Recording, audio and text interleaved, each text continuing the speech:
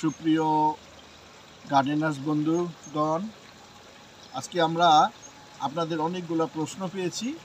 সেই প্রশ্নটা হচ্ছে আমরা কিভাবে এই অ্যাকোপনিক্সে চারা রোপণ করি বা আমরা বীজ বুনি।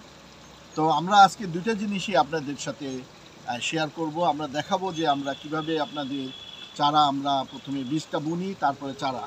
এখানে আপনারা দেখতে পাচ্ছেন এই বেডে, যেখানে অনেক স্ট্রবেরি চারার পরেও লেটুসের চারা আছে এখানে অনেক।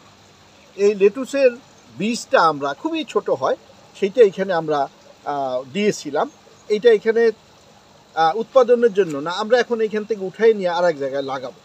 তো এইটা যেভাবে করেছিলাম, এই বেডটার ভিতরে আপনারা এখানে দেখতে পাচ্ছেন যে ইটের খোয়ার পরেও কিছু গুঁড়া ইট আছে বা ছোট দানাদার মতো বালু আছে। এইটা থাকার কারণে ওই ছোট বীজগুলা এখানে দেওয়ার পরে সেটা নিচে চলে যায় না। সেই জন্যে আমরা আজকে আপনাদেরকে একটু দেখাবো যে এটা হলো ক্যাপসিকামের মরিচের বীজ। তো এইটা আমরা এখানে আপনাদেরকে দেখাচ্ছি। এর মধ্যে আমরা যেহেতু লেটুস উঠাই ফেলবো, এখানে প্রচুর জায়গা আমাদের তৈরি হবে। সেই জায়গাটায় আমরা এই বীজটা এইভাবে ছিটাই দিব। তো আপনাদের মনে হয়তো একটি প্রশ্ন থাকতে পারে যে বীজটা তো উপরে থাকলো, তাহলে কিভাবে সে যাবে। আমরা এরপরে এইখানে একটু পানি ছিটাই দিব। পানি ছিটাই দিলে বীজগুলা এই নিচে চলে যাবে, এবং নিচে যখন চলে যাবে তখন ওইখান থেকে চারাটা হবে, এবং চারাটা যখন একটু বড় হবে তখন আমরা সেইখান থেকে এই চারাটা নিয়ে আমরা আবার সেইখানে আমাদের যে টবে, আমাদের অ্যাকোপনিক্সে আমাদের যেখানে পছন্দ সেইখানে আমরা লাগাবো। তো এইটা হচ্ছে আমরা আপনাদের দেখালাম যে কিভাবে আমরা বীজ ছিটাই।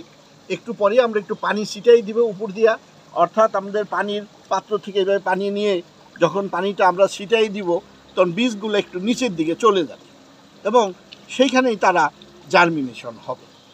এরপরে আমরা আপনাদের সাথে আরেকটি বিষয় নিয়ে দেখাবো যে কিভাবে আমরা টমেটো বা যে কোনো কিছুর চারা আমরা লাগাই। এই চারাটা মনে করেন আমরা এখান থেকে উঠাবো, আমরা শিকড় সহ চারাটা উঠাবো, যাতে আস্তে সাবধানে আমাদের শিকড়টা যাতে নষ্ট না হয় সেইভাবে আমরা। অনেক শিকড় হয়েছে, আপনি দেখেন আমার খুব কষ্ট হচ্ছে এটাকে উঠাতে, অনেক শিকড় আছে।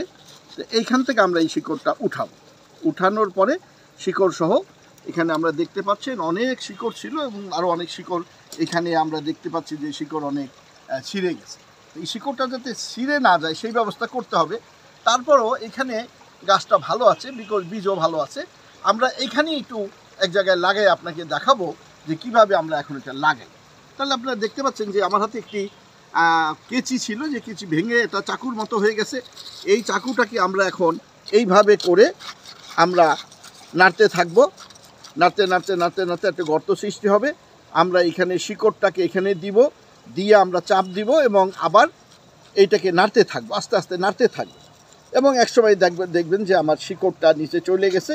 এখন আমরা আশেপাশের থেকে ইট আইনা, সুরকি আইনা আমরা এখানে এটিকে দিয়ে দিব। এবং এই পদ্ধতিতে সবচেয়ে মজার ঘটনা হইল যে এই পদ্ধতিতে আপনার কখনো চারা মারা যায় না।